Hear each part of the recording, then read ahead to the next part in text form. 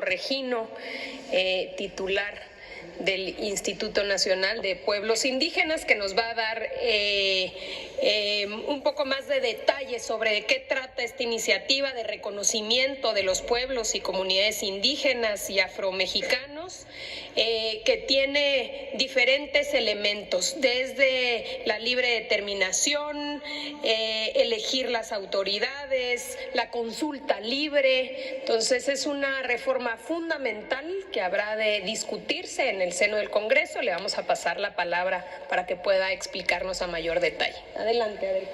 Gracias, secretario. Con permiso, presidente. Adelante.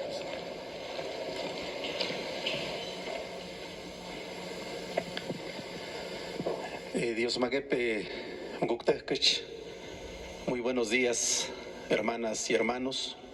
Con su permiso, presidente, como usted lo ha señalado, hoy es el Día Internacional de la Lengua Materna por mandato de la ONU y de la UNESCO.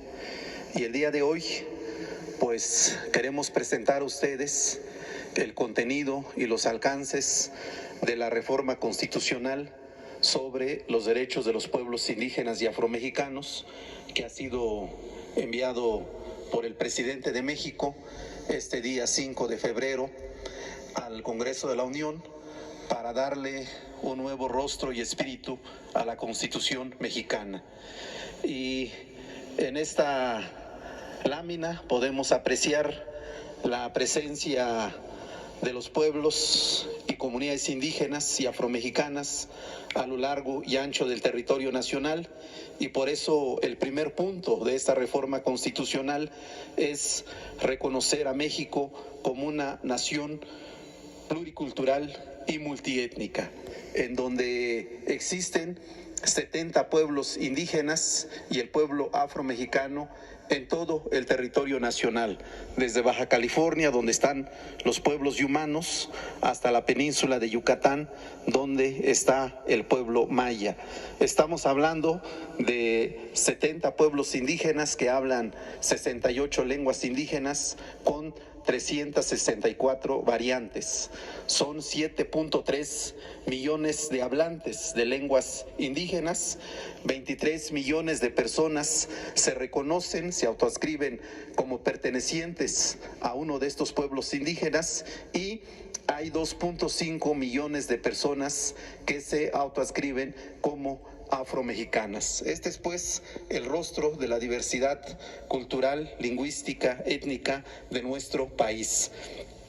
Y en la siguiente lámina, la piedra angular de la reforma es el reconocimiento de los pueblos y comunidades indígenas y afromexicanas como sujetos de derecho público con personalidad jurídica y patrimonio propio. Así se está planteando en esta reforma en el artículo 2 de la Constitución Federal. Esto significa que los pueblos y las comunidades tendrán capacidad para ejercer sus derechos por sí mismos sin ningún tipo de intermediación, y desde luego tomar decisiones en sus asambleas, mismas que deberán ser respetadas por el gobierno y la sociedad.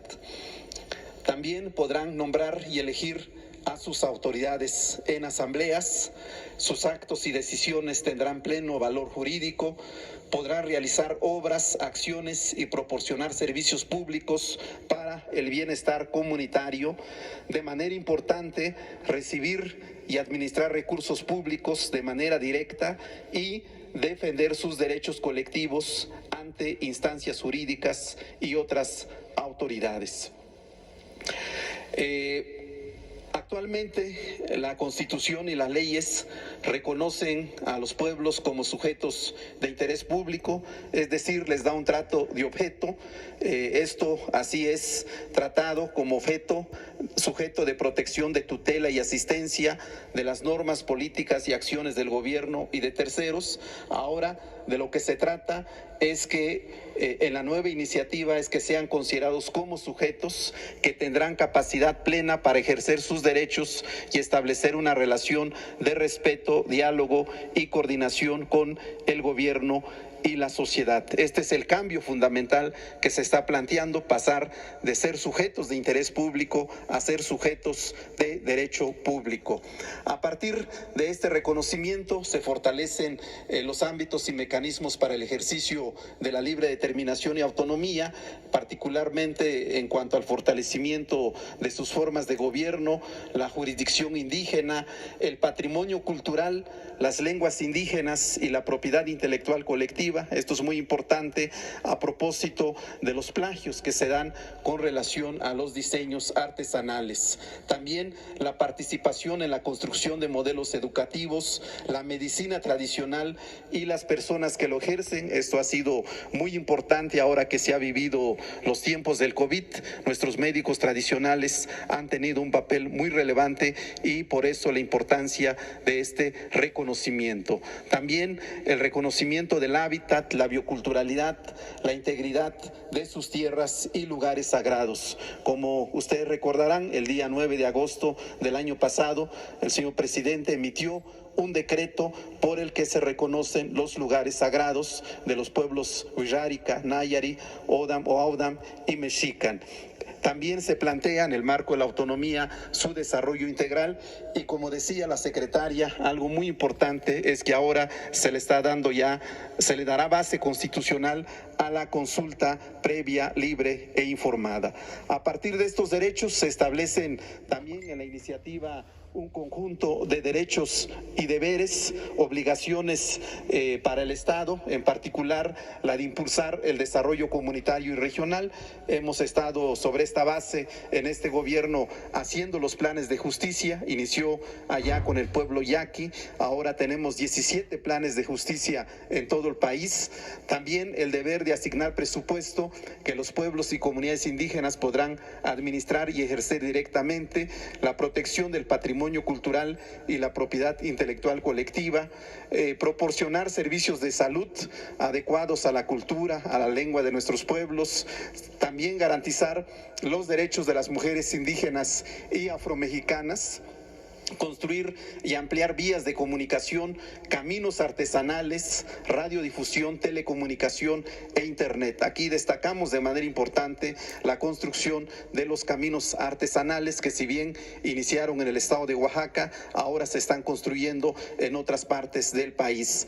De manera importante reconocer las formas organizativas de residentes inmigrantes indígenas, sobre todo en los contextos urbanos, así como el vínculo con sus comunidades de origen. Y finalmente esta obligación de celebrar las consultas ante actos administrativos y legislativos que sean susceptibles de afectarles. También en la iniciativa de reforma se propone fortalecer en el apartado C todo lo que tiene que ver con los derechos de los pueblos y comunidades afromexicanas. Se establece una definición constitucional, se les da el carácter de sujetos de derecho público y se reconocen derechos específicos. También se está creando un nuevo apartado B en donde se está reconociendo y garantizando los derechos de las mujeres indígenas y afromexicanas a la participación, toma de decisiones, a la educación, la salud, la propiedad y posesión de la tierra y demás derechos humanos. Y también un catálogo de derechos de la niñez, adolescencia y juventud indígenas y afromexicanas. Una vez adoptada esta reforma constitucional, se va a crear una ley general que establezca las normas y mecanismos que aseguren el respeto y ejercicio efectivo de los derechos reconocidos. Hoy, lamentablemente, no tenemos una ley reglamentaria en la materia, como sucede con muchos otros artículos constitucionales. Ahora se pretende que haya una ley general. También a nivel de las constituciones y entidades federativas, pues tendrán que armonizar sus constituciones y leyes, y también se tendrán que hacer modificaciones administrativas para adecuarlas a la reforma en el marco del Poder Ejecutivo Federal. Finalmente, es importante destacar que esta iniciativa de reforma constitucional recoge los resultados obtenidos en el proceso de diálogo y consulta con los pueblos indígenas y afromexicanos celebrados del año 2019 al 2021. Es muy importante destacar que aquí está la palabra de las autoridades indígenas y representantes que participaron en este proceso, siguiendo esta premisa farista de que con el pueblo todo, sin el pueblo nada. De modo que, pues, ahí está contenida la palabra de los pueblos. Y bueno, pues nosotros afirmamos que esta reforma es un acto de humanidad, es un acto de elemental justicia social, es un elemento constitutivo de la cuarta transformación de la República que encabeza usted, presidente, y pone en práctica la premisa que nos ha iluminado, que nos ha guiado en este gobierno, de que por el bien de todos, primero los pobres, los más humildes y olvidados, en especial nuestros pueblos y comunidades indígenas y afromexicanas. Muchas gracias, presidenta, y quiero entregarle en este momento una edición de la revista de México Indígena que hemos hecho para este efecto, en donde vamos a difundir esta reforma constitucional en todo el país.